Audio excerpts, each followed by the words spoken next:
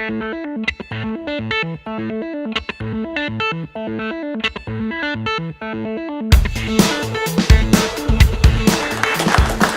everyone. Johnson was the other president. How's everybody doing? Good. Good? So everyone here is an entrepreneur or wants to be an entrepreneur? Yes? Yes, sir. What does that mean? What is an entrepreneur? Someone who Well, if you want to be business. one, you probably must have some idea what it is. Yeah, what does it mean? Having a passion, seeing an opportunity for it, and bringing that to market. Having a passion, seeing an opportunity for it, bringing it to market. That's a very good definition.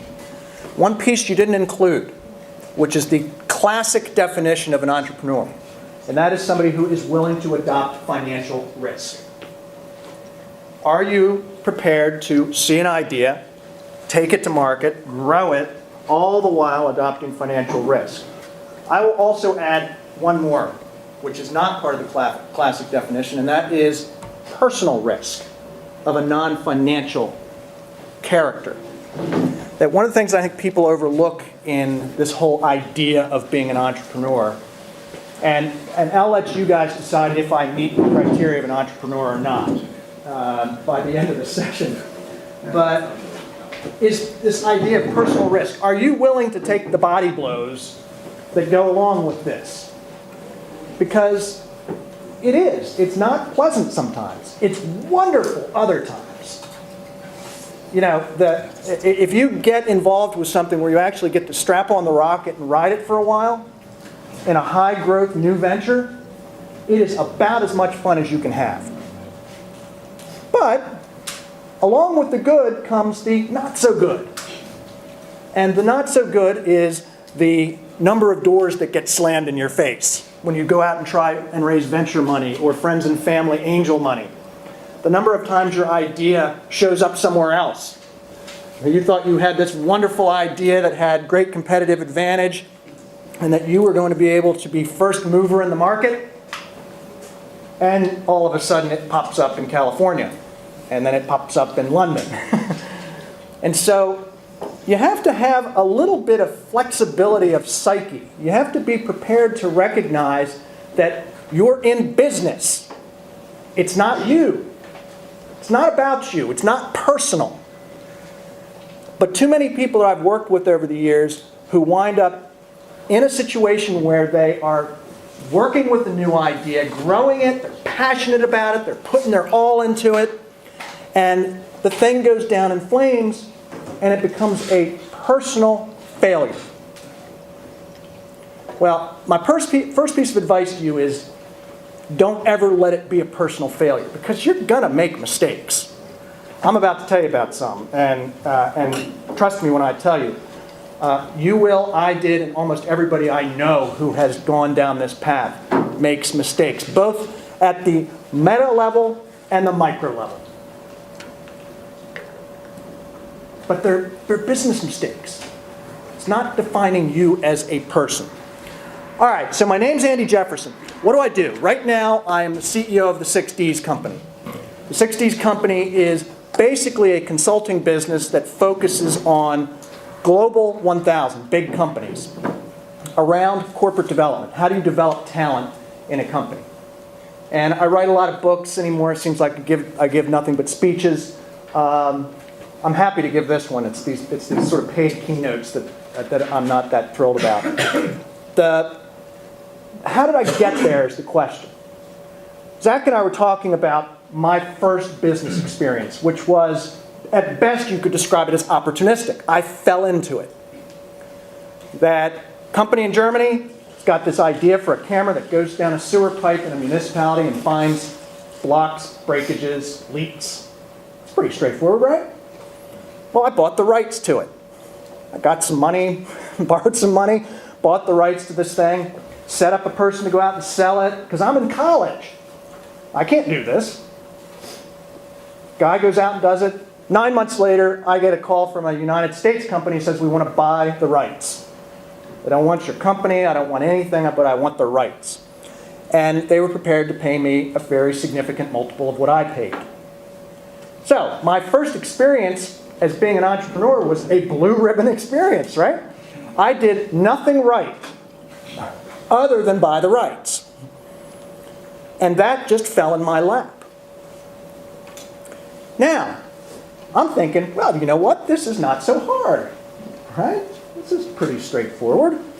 And so I finish up college and I do another one. And this time, it's a technology business. And you guys are probably too young to remember the days of ISPs, but internet service providers, pre-AOL. We set up the first internet service provider in Delaware. And poured money into it, got it going, continued to pour money into it, poured some more money into it, and this was my first lesson in running a business. At some point, believe it or not, expense and revenue have to cross in a startup. That your revenues have to exceed your expenses, right? It's pretty straightforward, isn't it? Well, not when you don't have a business background. You get into sort of this mode of, well, you know what, another 3 months. If we fund it for another 3 months, then we'll be okay. Well, finally, we got to the point where we were okay and built it up well enough and long enough that we were able to sell it at break even. We got out of it whole, which from my perspective at the time was a wonderful win. That then led me to completely losing my mind and going to law school, which made me, in many ways, even more incapable of being successful in business. And let me tell you why. So I go to law school, I go out, and I don't intend to practice law. I just want the degree. Because I think it's probably, for me at least, more useful than an MBA. I go get the degree, I go out, I decide I'll practice law for 1 or 2 years, and then I have some friends who call me and say, would you be willing to come out and help us with the company? I'm like, yeah, I've got all this great experience, of course. Now, having a law degree and having some business experience, but not enough, made me especially dangerous. Because now I think I know how to handle almost anything, and I don't. And that began my first set of problems. This company, by the way, was the Rocket. It's another technology business. We're selling computers, but we're also doing network integration back in the mid-90s. We took it from basically nothing to 100 million in 3 years, just to give you an idea about what I mean by the Rocket. It grew very quickly. By the time we sold, we had 500 employees. We were hiring at one point 20 people a week. Now, I'm the lawyer, so I know everything in the world about HR, right? Nope. I know everything about IP, right? Nope. I know everything about everything. Well, no, I don't. But I've got the law degree, and we're a group of young people, and we're cheap. And so, if anything came up, I wound up addressing it. And I was wrong as often as I was right. You know, I had about the same chances as you have flipping a coin. And the reason I tell you that is that there is a tendency, particularly for people I've met who are truly have that sort of passion for building things, building businesses. There is the tendency to almost fly by the seat of your pants when you don't need to. And I don't think you need to. Look at where you are now. You've got great people, great advice, mentors. Well, reach out to these people now and in the future. There's great people that you can just dig up on the internet who live in this University of Delaware environment. Mike Bowman would be a great example. Does everybody know who he is? Delaware Technology Park, is that right? And he's got some other fancy title at the university, vice president of something or other. But Mike has been around the block 100 times. He's seen it all. And he's also prepared to give people advice. He's probably not going to appreciate this.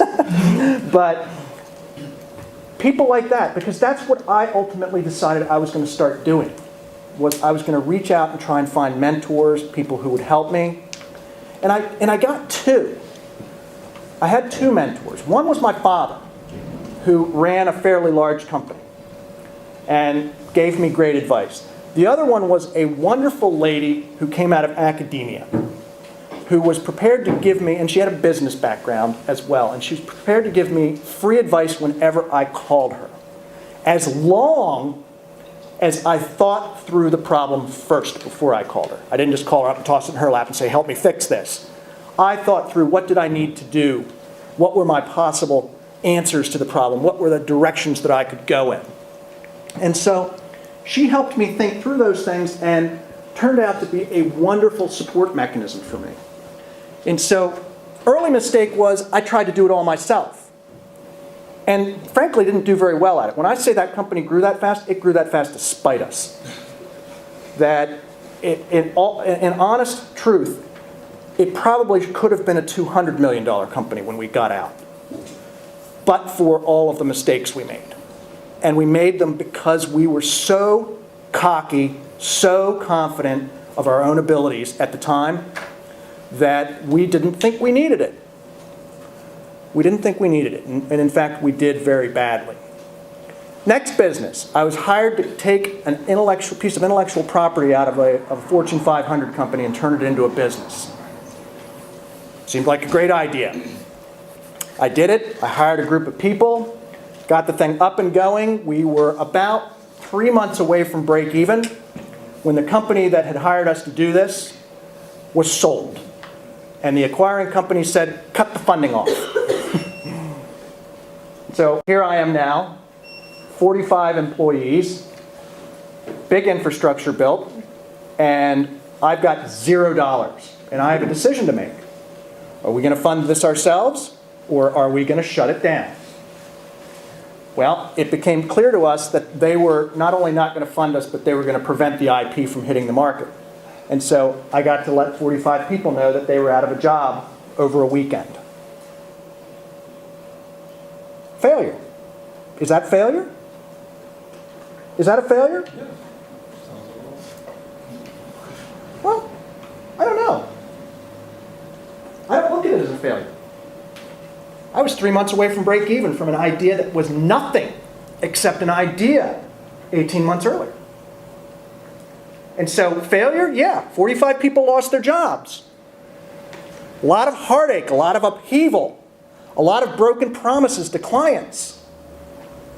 But on the other side of the ledger, we actually built something that was pretty damn cool and would have worked. It would have been a profitable business. And so, failure, no. Learning experience, yes. But the thing I think you want to take away from those types of experiences is the fact that it's not binary. Right? It's not all or nothing. It's not I succeeded or I didn't succeed. And so you learn along the way. And one of the things that I learned was that I had a passion for something else. And that something else is what led me to where I am now. And that passion was, I was pretty good, I felt, at helping people get better at things. And I understood what I thought was a pretty good pathway for employees in a company to take to develop better skills. Over time, through a lot of hard work and a lot of research, that's what led to what I do now. And when I say hard work, I knew nothing about adult education when I started doing this. That I've now written 8 books on it and am considered somewhat knowledgeable about it around the world. And that, again, was I prepared to take a risk and do something I knew nothing about? And the answer was yes. I was prepared to take the risk both personally, from the standpoint of it wouldn't work, because the probabilities were stacked against me. I didn't have a college degree in this subject. Hell, I had a law degree and an English degree. And trust me when I tell you, an English degree does not set you up for success in business. It's a great degree. I don't criticize it. I've got one. But it is not the most direct pathway to success in business. However, I did have what I think is the key characteristic for people I've seen succeed. And that is, they will find something they're passionate about, they will put their head down, and they will work as hard as they can to be successful. And if you're prepared to do that, I think that the likelihood that you can succeed goes up. It's never a certainty. There's always going to be the chance that what you're trying will not work out. But it does work out in a way, because every time you go out and try, good or bad, you learn. And so the next time you turn the crank, you get better. Now, I told you I was going to tell you about some of the most classic mistakes that I made. Hiring. Well, you want to surround yourself with your friends, right? People you know. You know their capabilities. You think they're good at this or that. It's not usually the best idea. Great if you're going to start a business with some people who all share the same passion, work together, that's terrific. But when you start the business going, if you're looking around in your circle of friends and family for the people who are going to work for you, you're probably not hiring the best people you can get for those jobs. That, an accident of birth or location doesn't qualify somebody to be a successful employee.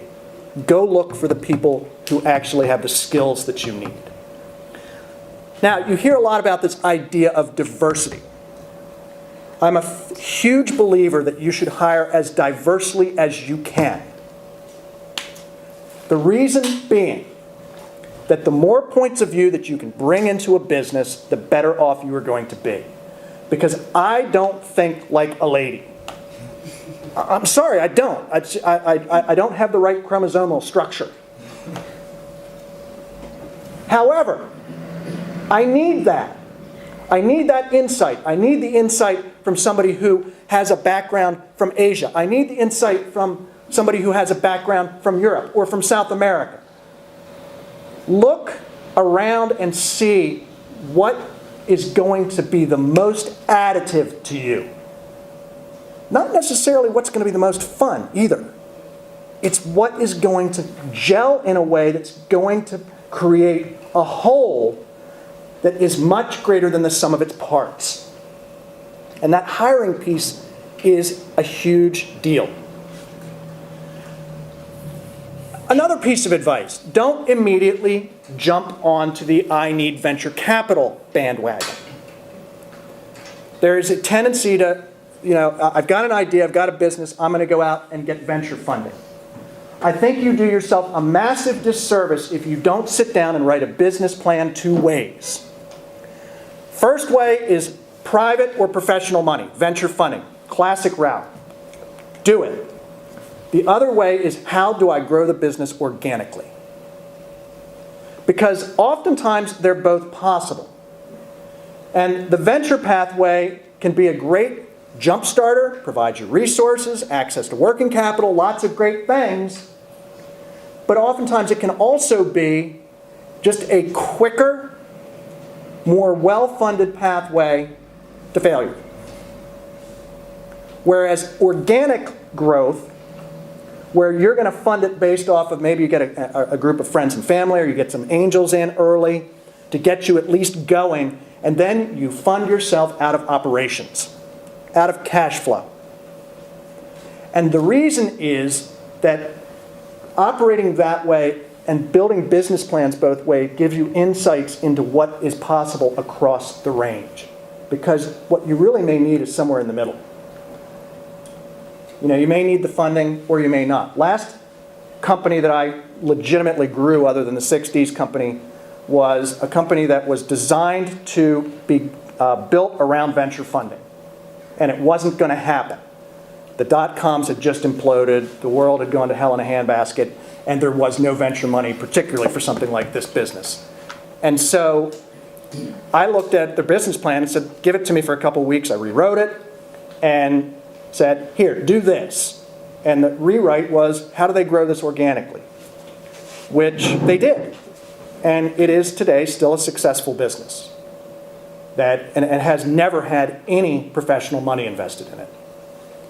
So from the standpoint of your insight into what's possible for you in the future, I'd strongly encourage you, look at the business plan both ways.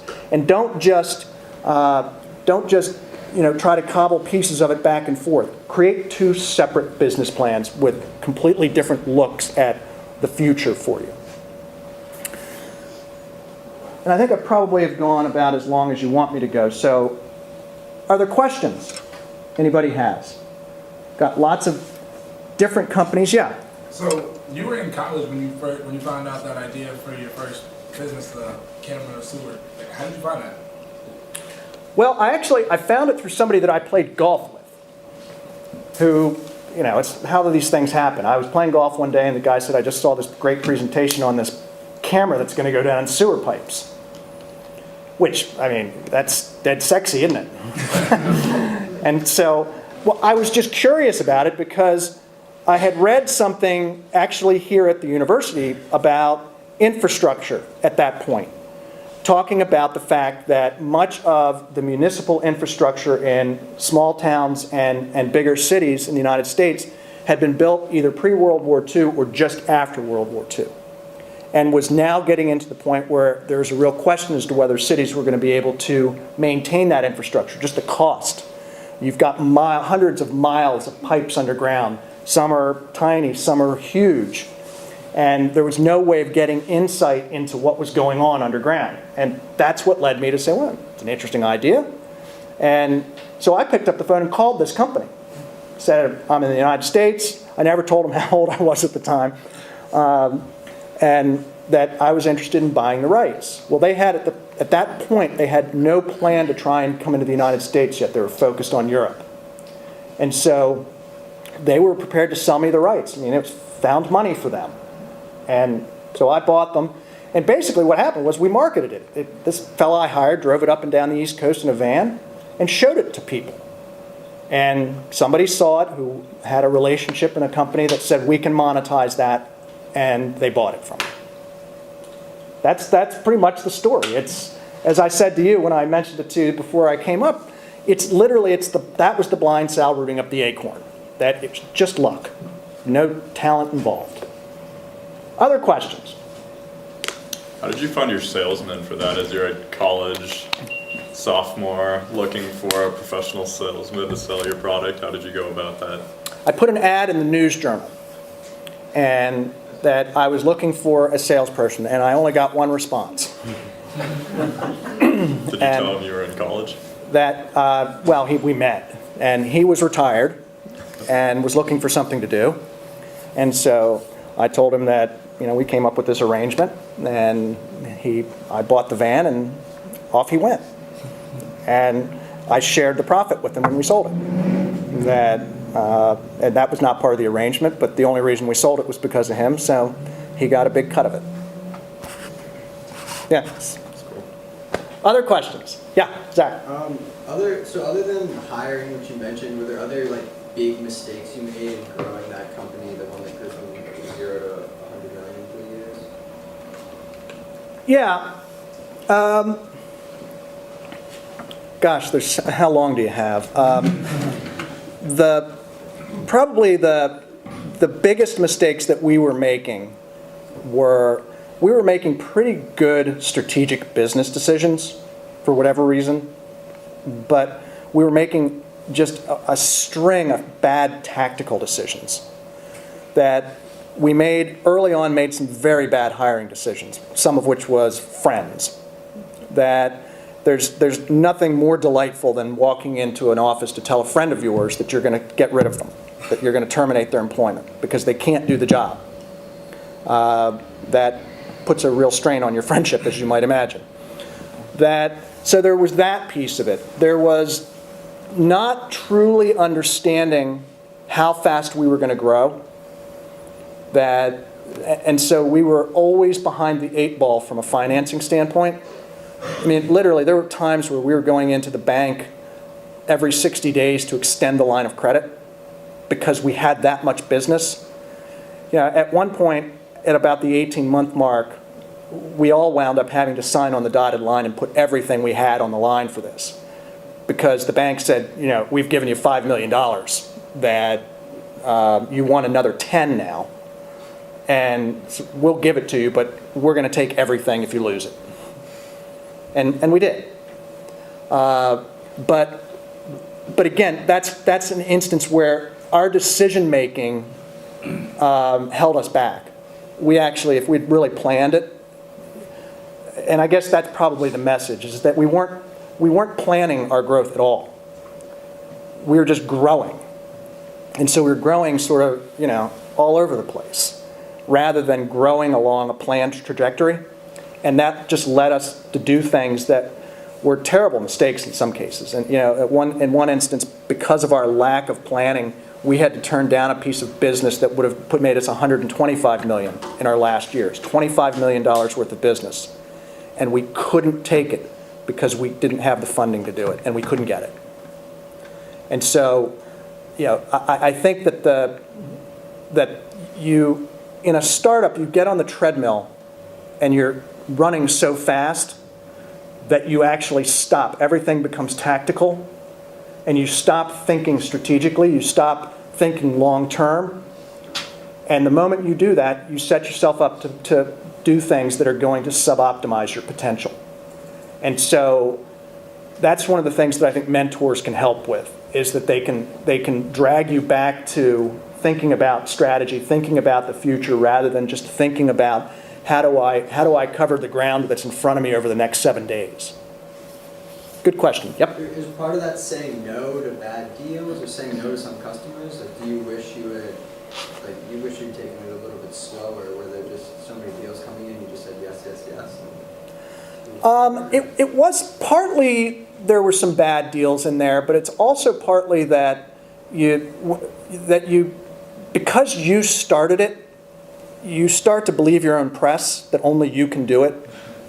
That all of the great decisions, you forget all the bad ones for a while, that have gotten me here were our decisions, and so we're the ones who can do this. And you just don't have the bandwidth.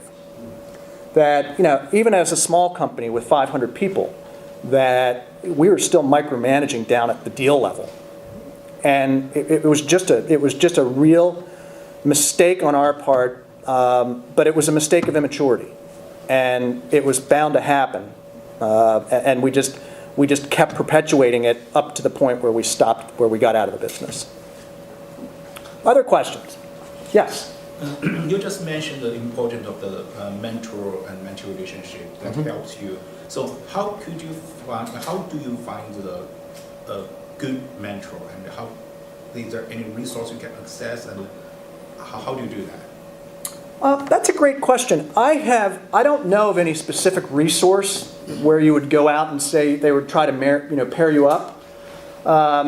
My experience has been, and colleagues of mine who've had good mentoring relationships, has been it's somebody that you met, that you heard them speak, or you took a class from them as a professor, or in one case, a friend of mine cold called somebody up in New York who was actually very senior at General Electric.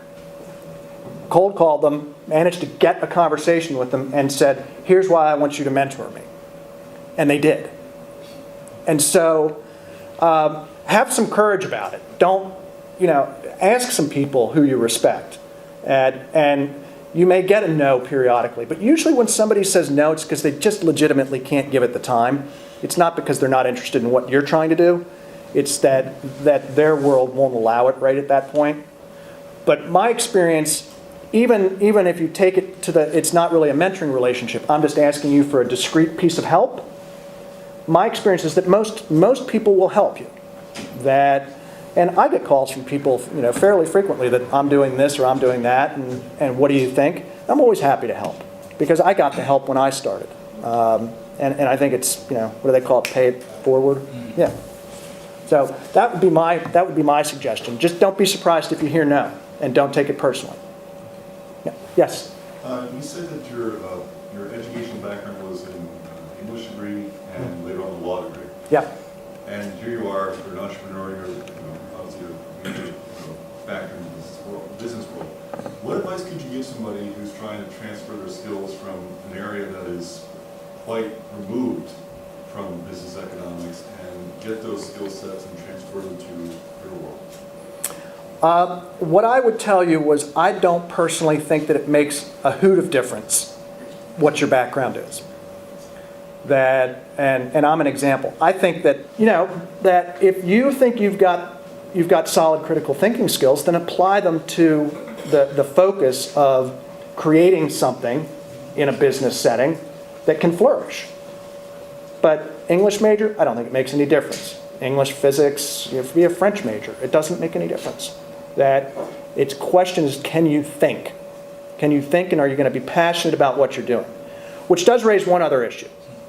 And I don't say this at all in a gratuitous way. I'm quite serious about it. If your goal in being an entrepreneur is to grab the brass ring, I mean, if that's really what you're after, I'm going to grab the brass ring early on. I'm going to make a lot of money. I would temper your expectations about that. That your goal shouldn't, from my perspective, and this is just me speaking, shouldn't be about the big win. It should be about the passion for building something, for creating something that has market utility in a way that people want it. Because I've seen too many people who jump into this sort of on somebody else's coattails because they think they're going to make a ton of money out of the gate, and that is really the exception to what happens.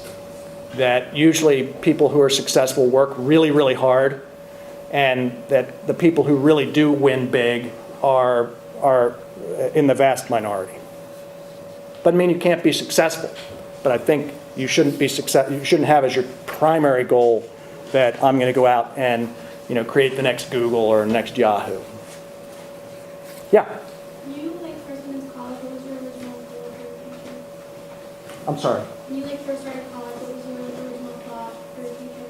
When I first started college, what was my original goal? My original goal was that I actually thought I was going to try to go to work in a big company like my father did. And I sat down and talked with him at the end of my freshman year about it, and he very strongly encouraged me not to do that. He didn't think I had the temperament for it. And that he thought that there was greater opportunity, both in terms of economic opportunity, but also in terms of doing something that satisfied me and made me happy outside of that world. He worked for DuPont. And so, that he was the one that encouraged me on that. And in fact, when I bought that license for the sewer camera, he loaned me the money. And that was the only reason that happened, was those two pieces of advice. Try to find something else, do something else. And I was starting to think about things that way. And in the long term, I think it was very good advice. I would not have done well in a big company setting. Not that I don't play well with others, but I find bureaucracy at 500. I was ready to check out at 400. I didn't like the bureaucracy that, when you have to hire your own head of HR, it's time to go, for me. And so his advice, and I think his insight into who I was at the age of 18 was really good. It's a good question. Others? So you talked a lot about how you like to have people with good critical thinking skills. Mm-hmm. So how do you determine when you're hiring someone, how do you determine their critical thinking skills and ability? By conducting the atypical job interview. That I was notorious for job interviews. If somebody got to me, that I didn't sit them down in a room. One of the ones that I used to love to do was to take people into the warehouse and explain to them a specific warehousing problem. And it didn't matter what role they were applying for. I would explain the warehousing problem, which was solvable in one of three very straightforward ways and another three hyper complicated ways. And I'd say, I'll be back in an hour. Fix it for me. And people who had the thinking skills could actually work their way through the problem quickly. And they may come up with a complicated solution, but they would still be able to do it quickly. And I wasn't asking something that was unsolvable by any stretch. It was, was a person prepared to be taken out of their comfort zone, thrust into doing something that they had no background at, typically, and come up with an answer. And my experience was that when I hired somebody who had been able to pass that, or I had a couple of others I won't tell you about, if they could get through that, they could perform anything. Because I didn't want people who were one-trick ponies.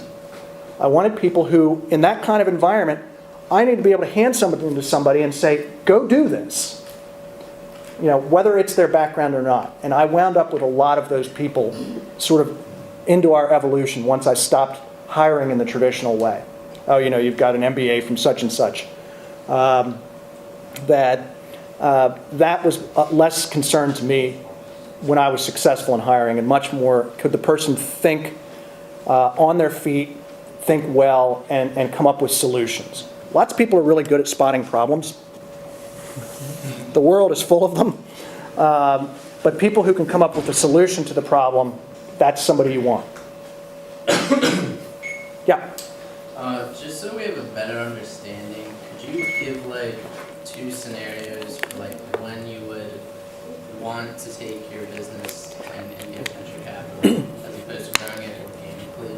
I know there's no like shortcut or like trick to that decision, but just like a analysis of where your market's at and stuff like that. Yeah, I mean, it's going to depend on the facts of your business.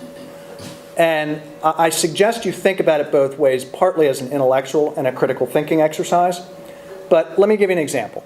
That let's say you've come up with a business idea that depends on first mover status. That it's going to be indefensible from an IP standpoint, and so you need to be first in the market. Well, that's probably going to be venture money, because otherwise you're going to want somebody else will raise the venture money and run over your back. And so there's a range of reasons why you would make the decision. And I'm not saying that venture money is inherently bad. It's not. That, just look around at the world we see today. There's lots of companies that have been very successfully funded. I'm saying it's not the only source of funding, and that from an analytical standpoint, you want to think about both avenues. The other place where venture money I think will it be an issue is if it's a business where you're not prepared to give up control. That anymore, it used to be that with early round financing you wouldn't wind up giving up control, but more and more you're seeing venture funding put you in the position where they basically hammer you to the point where you no longer have control of your own business. But again, there may be a justification for that, and so I think you have to take it on a case-by-case basis, and you also want to get help. That just because you understand valuation models and corporate financing doesn't mean you understand the venture world, and it's a place where you really want somebody who knows what they're doing, because it's just not something for the uninitiated. You had a question? So what have you discovered in corporate training that we can use in school teaching and learning better? In corporate training that you can use, well, I was making this comment to somebody earlier that I think it probably applies even in high school. That ultimately context is everything. And what do I mean by that? And that is that if you really want somebody to have a skill back at the end of a university class, then they better actually use it. Because otherwise, it's theory. And so you're never going to be able to do that across the range in a university experience, but there are certain core things where application is going to be everything. And so getting people to focus in much more on the doing piece of it. If you think about, and I'll apologize to everybody for just a minute, I'm going to go off the rails. If you think about Bloom's taxonomy, and that most teaching is done at the knowledge level, can I recall it? Well, if you really want those skills, you've got to move them up into the higher levels cognitive thinking. And so the one thing that I see as a breakdown at the university level, particularly in much of the liberal arts side of it. Get into the sciences, it's less so because in calculus, I've got to be able to solve the theorems. So I actually have to apply. But then in other areas, and business is one of them, that it winds up, from my perspective, being too theoretical rather than hands-on application. which is why I think something like this is terrific, because you've got people who are actually doing it rather than hearing about it. And I don't think there's any substitute for that. I think the other place where, at the university level, this is the issue of cognitive overload has become a pretty well-researched area of neuropsychology recently, and being very cautious that students are not so overwhelmed with content that they're missing the important pieces. And that one of the things we see, and we actually have been working with a number of different business schools on their leadership education programs, Harvard being one of them, that they got to the point where they teach this enormous volume of stuff just because that's the way it's grown, rather than because there's real value in each of those pieces. And so getting some of the content that's just nice to have and getting rid of it, or disaggregate it into something else, as a read by yourself. That, to me, I think is the biggest challenge right now, is this whole application piece. Because otherwise, it's one of the jokes about MBA students is that they're all theory, no practice. And that you hire them in with the expectation that they bring a wealth of business knowledge, but they do business theory. What you need then is, do they also bring those critical thinking skills in terms of the application? It's an interesting question that I won't bore everybody with too long an answer, but that is our focus right now, and it's actually been a particularly big focus over in China at the moment, is how do you create an environment where people have the experience in doing, so that when they get into the business, they can hit the ground running. Time for like one more quick question. Please. How do you get the angel fund, that besides the venture or the organic development? How do you get enough money for you to start up? Well, beg, borrow, and hopefully don't steal. That I think there's a range of ways of doing it. That I've done it by getting friends and family to invest. I've also had venture investment. In one instance, we actually went out to companies and said, here's what we're doing. Will you invest in this? Because it benefited them. And the answer was 2 no's and 1 yes. And so we did get a little bit of a corporate money where they didn't even take a position in the business. They took a note. And so I would tell you to be creative in where you go look. That talk to a range of people and say, here's what I'm trying to do, here's what I'm trying to raise. Who would you suggest? Delaware has this First State Innovation that I know John was part of, and I used to be part of, that they're looking, that they've got some options there for raising money. And talk to professors and others here in this environment and say, if this is what you want to do, what would be the best way of going about doing that? Small amounts, usually friends and family is the best way to do it, because you don't have any control issues. Large amounts, then you're going to wind up having to put together a dog and pony show and do the venture circuit. Have I used up my time? Thank you very much, Ed. Oh, Yes. my pleasure. Yeah, it's great to be here. Thank you, everybody. I appreciate you enduring.